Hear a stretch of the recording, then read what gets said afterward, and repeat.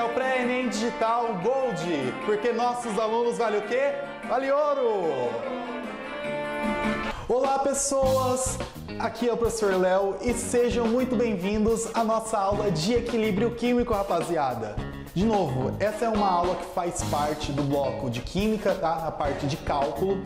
E o Enem adora as questões de equilíbrio químico. Então hoje a gente vai estudar um pouquinho de equilíbrio químico e um pouco do potencial hidrogênio iônico, que é o potencial lá que a gente chama de pH. Então, pessoal, prepare aí o café, abre os cadernos, ó, simbora que hoje a aula, ela é daquelas.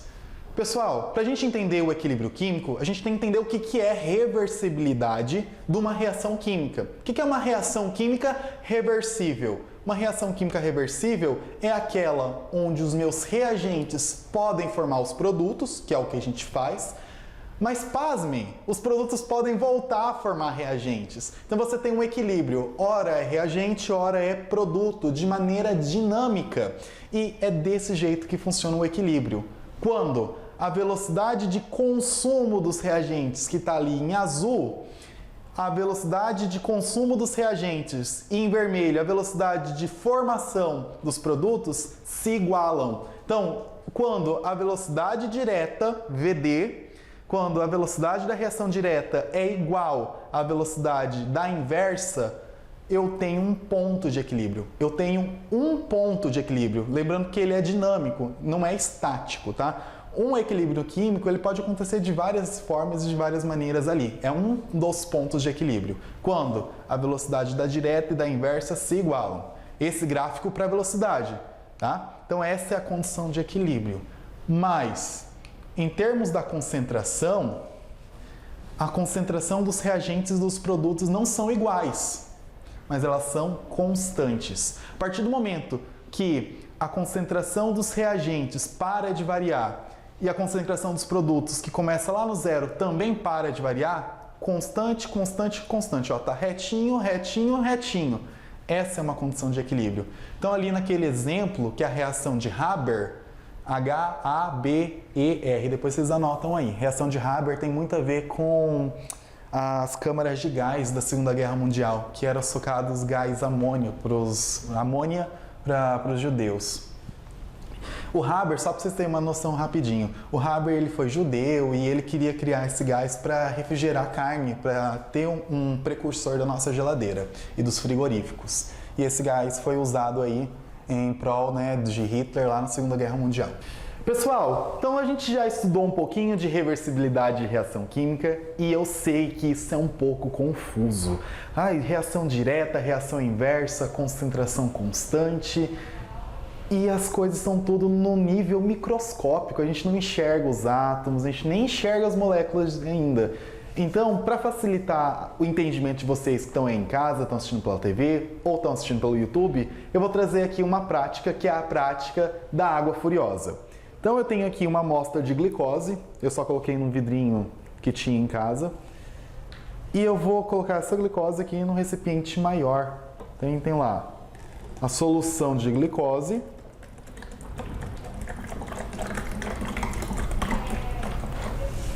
Vou adicionar ainda a solução de hidróxido de sódio, que é a soda cáustica.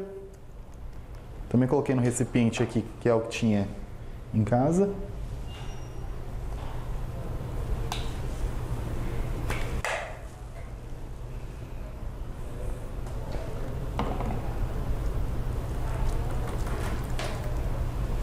Até eu ver que o meio tá que o sistema em si, ele tá com uma coloração meio turva, suja, que isso aqui é o característico do meio básico. E aí, em sequência, eu vou adicionar uma gota do meu reagente indicador. Tranquilo.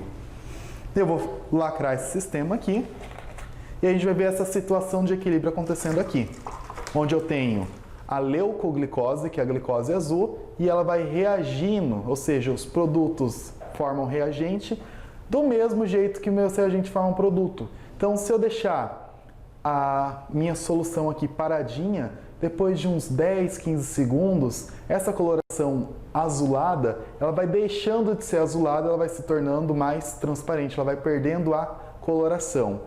Então vamos deixar aqui uns 10 segundos para ver se ela vai mexer. O problema é deixar meu braço parado aqui sem essa solução tremer, né? Mas o que a gente não faz para vocês aprenderem aí no conforto da casa de vocês, né? Olha lá, pessoal, ela está voltando, ó. Do mesmo jeito que reagente forma produto, os produtos, olha lá, voltam a formar reagente. Isso aqui é dinâmico.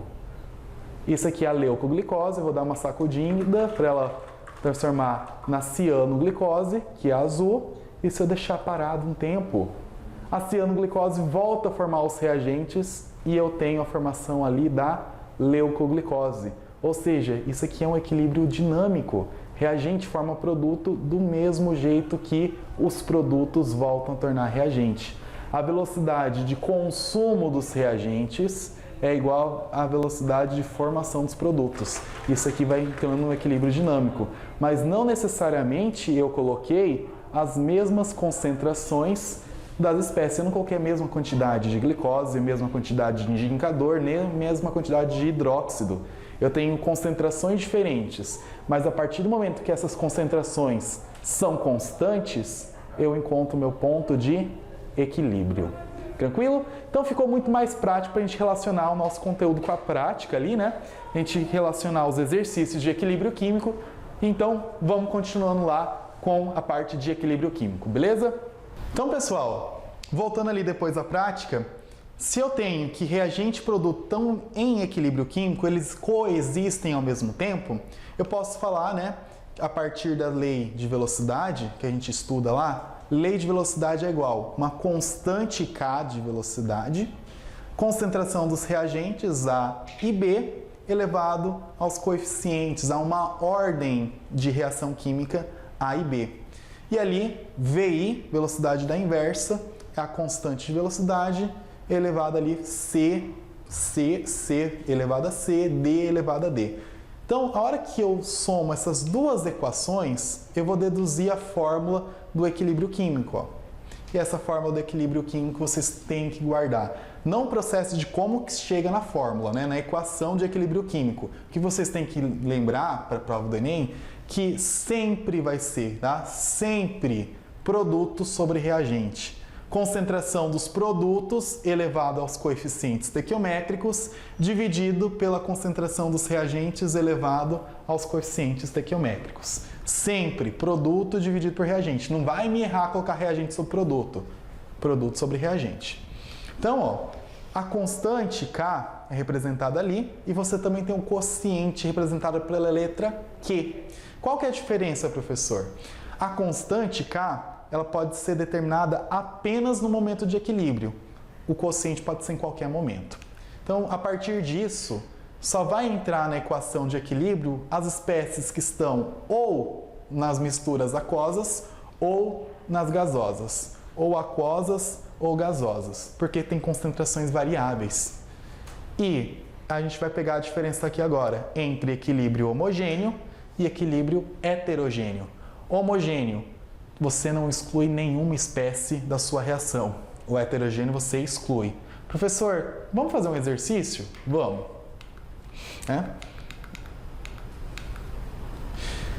Dada a expressão da constante de equilíbrio aqui, NO elevado ao quadrado vezes O2 dividido por NO2 ao quadrado. Qual que é a expressão original que deu essa expressão de Kc aqui? Sempre é produto sobre reagente. Então, quem que é produto? NO e oxigênio, O2. Quem que é reagente? É o que está embaixo, NO2 elevado ao quadrado. Então, só de olhar que é produto sobre reagente, a gente vai marcar a alternativa onde eu tenho que os produtos estão aqui em cima, os reagentes embaixo, e o número que está elevado aqui é o coeficiente estequiométrico. Então, reagente, eu tenho 2NO2, seta de equilíbrio, 2NO mais O2, letra A. Então, ó, outro exercício ali da FUVEST. Qual dessas condições nessas imagens eu tenho uma constante de equilíbrio? Eu tenho, né, um recipiente em equilíbrio químico. que é o equilíbrio químico? Quando as concentrações dos reagentes dos produtos elas se tornam, né, constantes, ou quando a velocidade da reação direta e inversa se igualam. Então, na letra A, eu tenho bolinhas pretas, hidrogênios, representação do hidrogênio. Bolinha branca, representação do nitrogênio. Na letra A, eu tenho 3H2, 3 bolinhas pretas ali, conjuntinhos, N2, bolinhas brancas, mas eu não tenho produto. No equilíbrio químico eu tenho produto e reagente ao mesmo tempo. Então, qual que espécie que eu tenho? Produto e reagente coexistindo ao mesmo tempo, né? Tinha que observar. Amônia, ok, produto, 2 mol de produto. Hidrogênios, 3 mol de hidrogênios. E nitrogênio ali coexistindo nessa letra E, todas as espécies ao mesmo tempo. Professor, e se cair uma questão de cálculo de equilíbrio químico?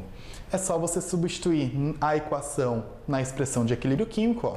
Sempre é produto sobre reagente, produto, depois a seta, NbCl5, NbCl3. Mas, professor, lá está trocado. Não importa aqui na multiplicação, tá?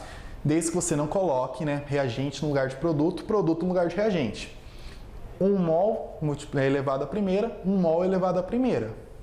NbCl4 elevado à segunda ao quadrado, porque eu tenho 2 mol. A partir dessa equação, ele é só substituir pelos valores que o próprio exercício te deu.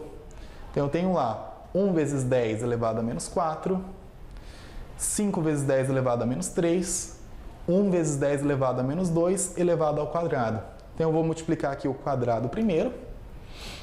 1 vezes 10 a menos 4, vezes 5 vezes 10 elevado a menos 3, dividido por 1 vezes 10 a menos 4. E eu consigo cancelar esse 1 vezes 10 a menos 4, achando a resposta ali como 5 vezes 10 a menos 3. Quanto maior for esse valor de K, tá? Quanto maior for esse valor de K, mais satisfatória a reação química é. Mais rápida essa reação química ela é, tá? Então, a partir disso, eu trago mais uma paródia para vocês, tá? Pra gente contextualizar esses conceitos de equilíbrio químico que a gente já trouxe até aqui na prática, tá?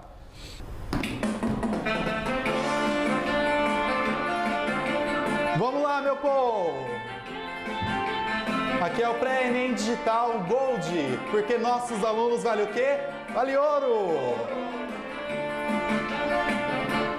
Chega pra cá, meu bem, que eu vou te ensinar a reversibilidade da reação química. É o Leozinho que chegou para mostrar os equilíbrios. Você vai estudar. Velocidade direta e inversa se iguala de vez. E a concentração é constante e não muda outra vez. Fique à vontade para calcular a constante da equação. Lembrando, produto sobre reagente, agora levante a mão. Não para não, vem cá agora, preste atenção. Quero que entenda toda essa reação. Ele é dinâmico agora, eu vou te ensinar. Isso e muito mais você só vai encontrar na química. Não para não, vem cá agora, preste atenção. Quero que entenda toda essa reação. Ele é dinâmico agora, eu vou te ensinar. Isso e muito mais você só vai encontrar na química.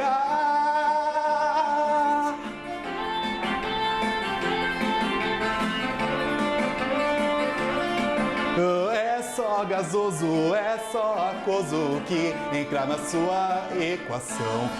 Então, pessoal, depois da paródia aqui, a gente fechou a parte introdutória de equilíbrio, a gente vai aplicar esse conceito introdutório para a água. A água, ela sofre equilíbrio químico, ou seja, 2 mol de água, ela consegue originar tanto um H+, que corresponde ao ácido, e também pode formar o OH-, que corresponde à base. Ou seja, a água pode ser ácida e ela pode ser básica ao mesmo tempo, depende com quem ela vai reagir. E a partir disso a gente encontra um K, um valor que é a constante de hidrólise, o KW, W de water em inglês. E na hora que a gente joga essa equação, né, produto sobre reagente, a gente vai desconsiderar a água, porque a água é líquida e só entra no estado aquoso ou gasoso, só entra H+, OH-.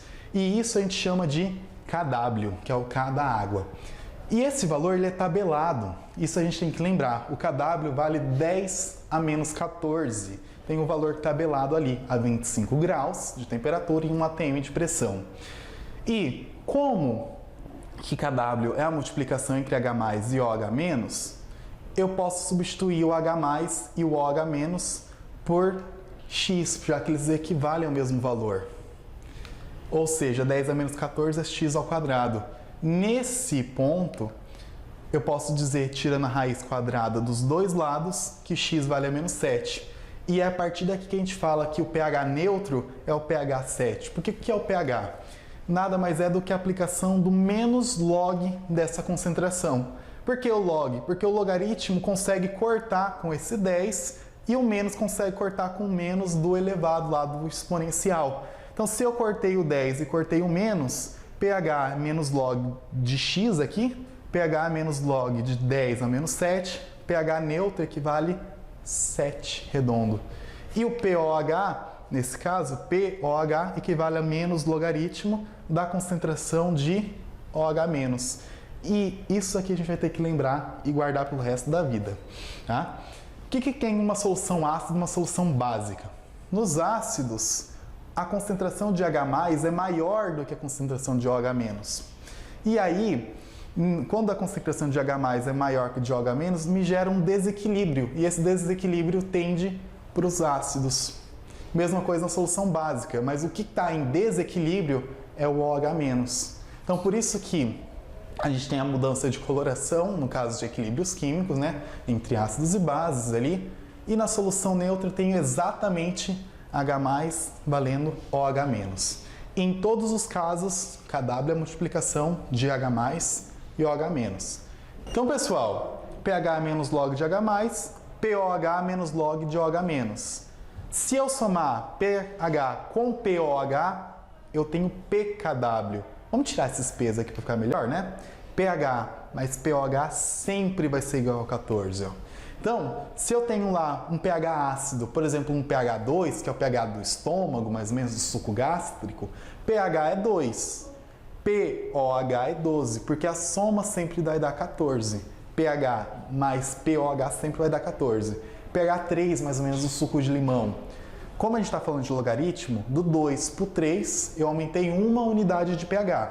Mas quando eu aumentei de 2 para 3, né, o suco gástrico, né, ele é 10 vezes mais forte, mais ácido que o suco de limão. A cada um da escala de pH, que a gente vai aumentando, a gente diminui a acidez em 10 vezes.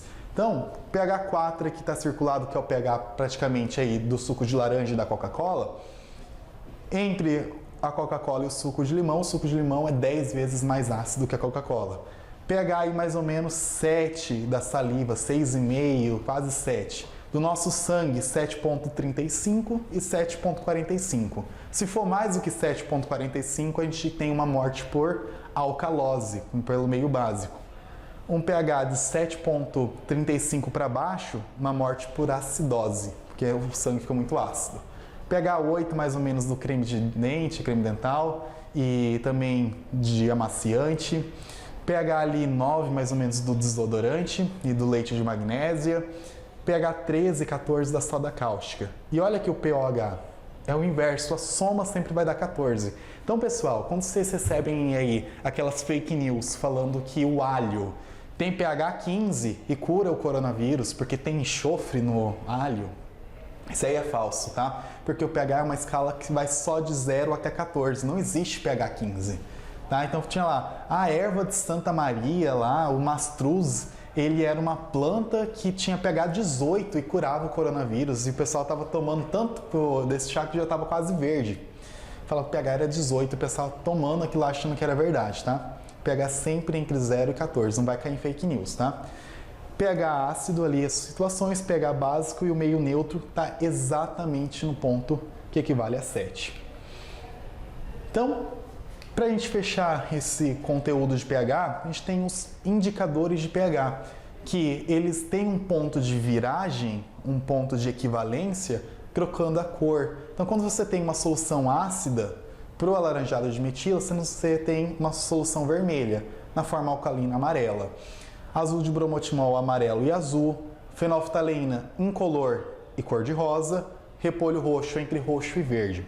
Então vocês não precisam memorizar todos os pontos de viragem, todas as colorações. Isso aqui é tabelado, isso aqui o Enem traz para vocês. No máximo a fenolftaleína. A fenolftaleína incolor para ácidos, cor de rosa para base. E só. O resto você não precisa memorizar. E para a gente fechar então, ali trouxe 2 exercícios para a gente contextualizar o que a gente está trabalhando. Da VUNESP. As leis de proteção ao meio ambiente proíbem que as indústrias lancem nos rios efluentes com pH menor que 5 e superior a 8. Então pode 5, 6, 7 e 8. Tá? Não pode menor que 5 e não pode maior que 8. Os efluentes da indústria 1, 2 e 3 apresentam as seguintes concentrações de H+, ou de OH-. Está lá bonitinho na tabela. Então, qual dos efluentes dessa indústria pode ser colocados no rio, né? Se eu tenho concentração de H+, ali 10 a menos 3, o pH é 3. Só cortar o log, corto o 10, o menos da fórmula, corto o menos ali. Então, o pH aqui equivale a 3. 3 é menor que 5, você não pode colocar esse efluente diretamente na água. OH-. Então, se você calcular aqui com OH-, você está calculando o POH, não é o pH, é o POH. Como é 10 a menos 5, o POH é menos 5. Menos 5 para 14, 9. Então, esse pH aqui equivale a 9. É maior que 8, também não pode. E esse aqui que é 10 a menos 8, POH equivale a 8, então o pH dele vale 7. Então esse da terceira indústria pode ser colocado. Então somente o da indústria número 3, dando ali letra C de resposta. E para a gente fechar, esse exercício aqui, ó, coloca um coraçãozinho nele, coloca uma caveirinha nele, desenha alguma coisa, porque é um dos exercícios que eu acredito que caia no Enem. Considere a tabela a seguir. Valores de pH de uma série de soluções. Isso aqui, HCl, suco gástrico, refrigerante, suco de limão, vinagre, suco de laranja, cerveja, água de abastecimento, água pura, NaHCO3, que é o bicarbonato de sódio, amoníaco e soda cáustica. Então, olha lá, esse exercício vai descartando as possibilidades. A cerveja tem caráter básico? Vamos lá, cerveja, o pH dela é entre 4 e 5. Entre 4 e 5 é ácido. Falsa. Suco de laranja é mais ácido que refrigerante. Suco de laranja tem pH aqui, ó, entre 2 e 3. Que o refrigerante. Ó, o refrigerante aqui entre 2 e 3 aqui. O suco de laranja entre 3 e 4.